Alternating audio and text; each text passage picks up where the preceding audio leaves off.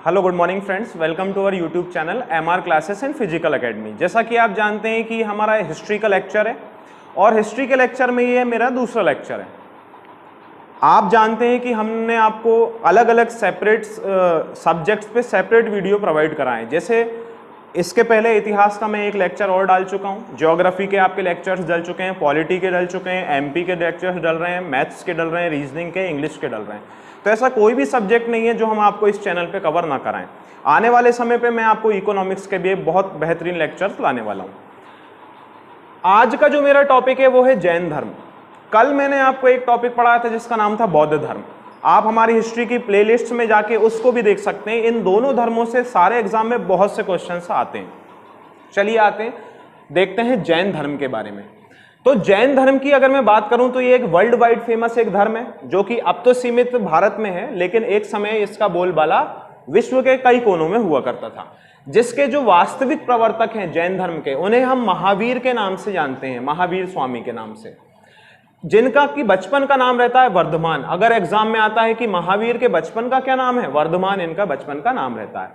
महावीर का जो जन्म है 540 ईसा पूर्व कुंडल ग्राम वैशाली में हुआ है।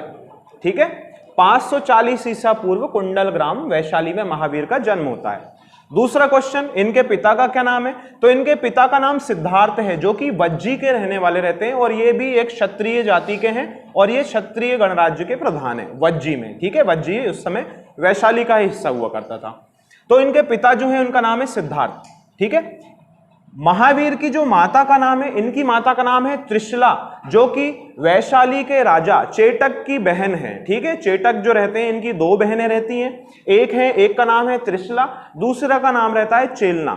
चेलना का जो विवाह है वो मगध के सम्राट बिंबिसार से होता है, जो कि हर्यक वंश के संस्थापक है बिंबिसार। और उनकी दूसरी जो बहन है चेटक की, उसका नाम है त्रिशला, जिसका विवाह सिद्धार्थ से होता है। इन्हीं दोनों के पुत्र हैं महावीर। ठीक है, तो महावीर की जो मौसी है वो चेलना है और जो बिंबिसार है वो महावीर के सगे मौसा जी होते हैं। ठीक है, माता इनकी है त्रिशला।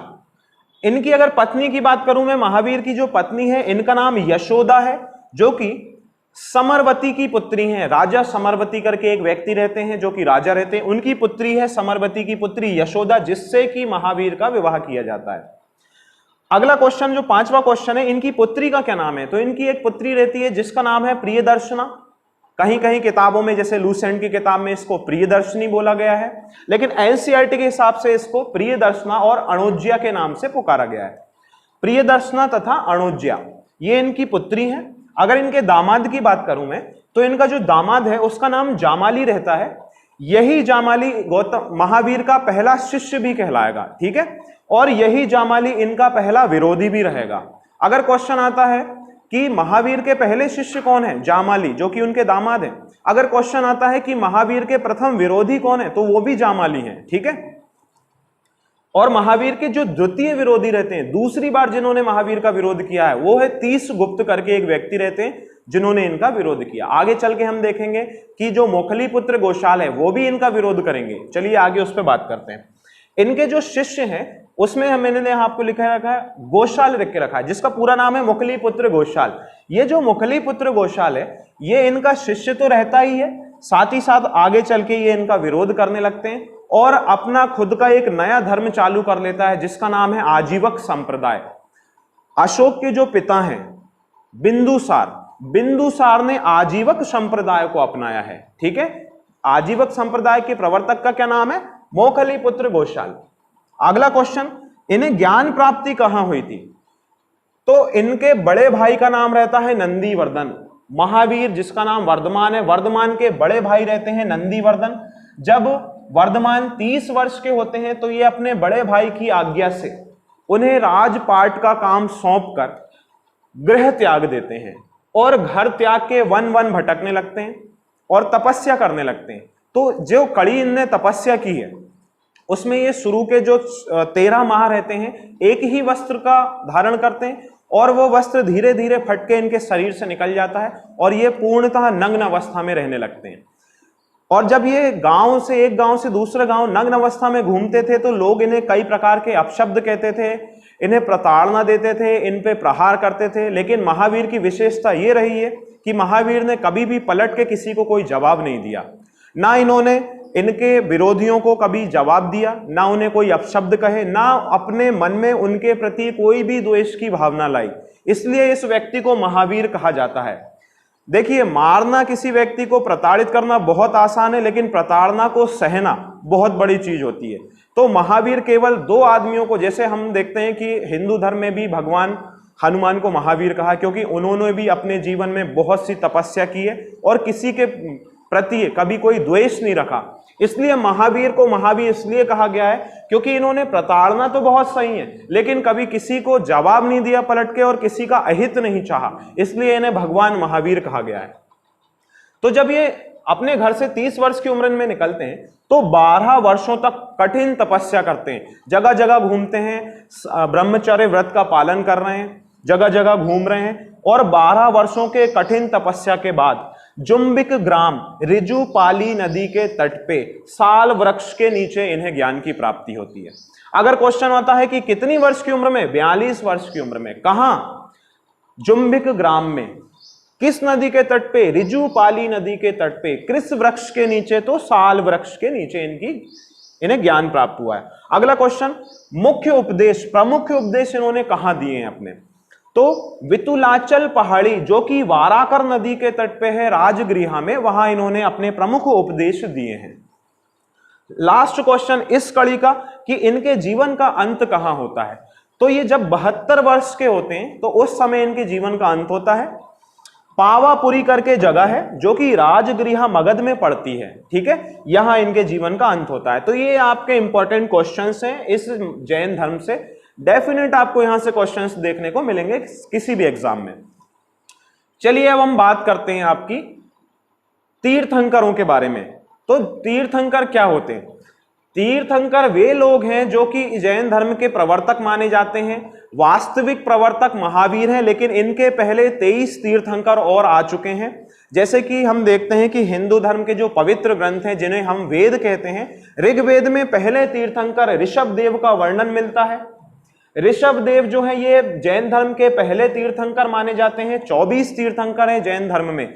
ऋषभ, अजीत, संभव, अभिनंदन, सुमति, सुपार्श, चंद्रप्रभु, पुष्पदंत, नमी, अरिष्टनेमी, मल्लिनाथ, नमी, नेमी, ऐसे करके 24 तीर्थंकर हैं। पार्श्वनाथ हैं, महावीर हैं, ऐसे करके टोटल 24 तीर्थंकर हैं। इनके चिन्ह भी अलग अलग हैं, लेकिन वीडियो लेक्चर्स में उन सभी तीर्थंकरों के बारे में बताना पॉसिबल नहीं है क्योंकि हमारे पास एक लिमिटेशन है वीडियो की। इसलिए अगर आप चाहते हैं कि हमारे वीडियोस, अगर आपको और आगे की जानकारी चाहिए तो प्लीज कमेंट करके बताएं, मैं आगे आपको और अच्छे और डिस्क्रिप्टिव वीडियोस प्रोवाइड कराऊंगा। चलिए मैं आपको मेन तीर्थंकरों के बारे में जानकारी देता हूं। प्रमुख जैन तीर्थंकर एवं उनके प्रतीक, हर तीर्थंकर का एक न एक प्रतीक रहा है। जैसे कि पहले तीर्थंकर है ऋषभ देव, इनका जो प्रतीक है वो सांड, जिसको हम वृषभ, बैल इनका प्रतीक है, ठीक है। ऋषभ देव का प्रतीक है बैल या सांड। दूसरे तीर्थंकर अजीतनाथ, इनका जो प्रतीक है वो हाथी है, जिसे हम गज कहते हैं, ठीक है। अजीतनाथ का कौन सा है? हाथी। 16वें जो तीर्थंकर हैं जिनका नाम है शांतिनाथ, 16वें तीर्थंकर हैं। ये इंपॉर्टेंट है क्योंकि एग्जाम में पूछे जा चुके हैं, इसलिए मैंने आपको ये 5 तीर्थंकर लिख के रखे हैं। 16वें तीर्थंकर जो शांतिनाथ है, इनके जो चिन्ह है वो है हिरण, जिसे हम मृग कहते हैं। मृग जो है 16वें तीर्थंकर का चिन्ह है। चौथे नंबर पे लिखा है पार्श्वनाथ, जो कि जैन धर्म के 23वें तीर्थंकर है, बहुत फेमस तीर्थंकर है। इनके बारे में बार बार एग्जाम में पूछा जाता है। तो पार्श्वनाथ जो है 23वें तीर्थंकर है। सर्प इनका चिन्ह है, सांप इनका चिन्ह है, ठीक है, इसको आप याद रखें, इंपॉर्टेंट है।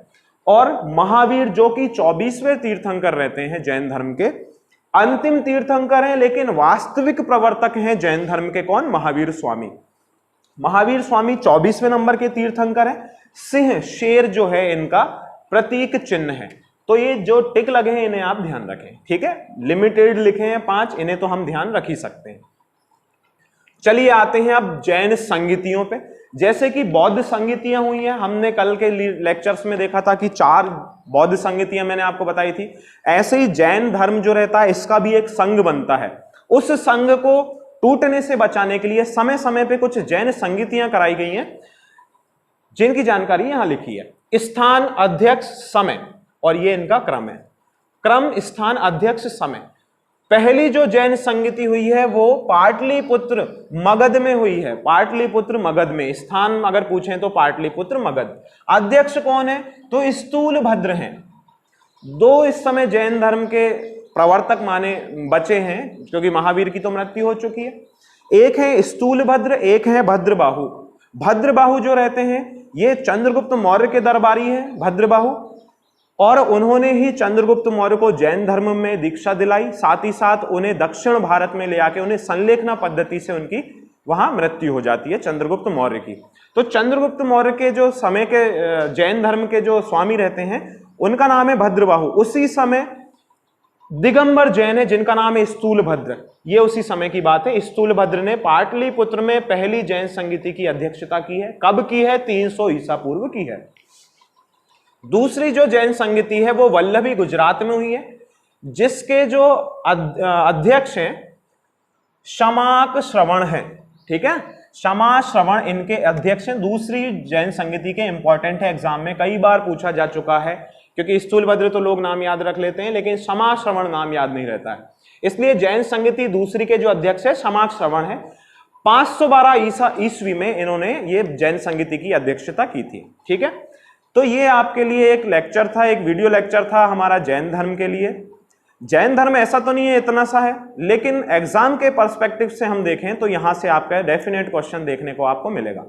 अगर आपको हमारे वीडियोस, हमारी एफर्ट, हमारी मेहनत अगर आपको पसंद आ रही है तो प्लीज हमारे चैनल को सब्सक्राइब करें, अपने फ्रेंड्स, अपने रिलेटिव्स के साथ शेयर करें और ऐसे ही हमारा मोटिवेशन बढ़ाते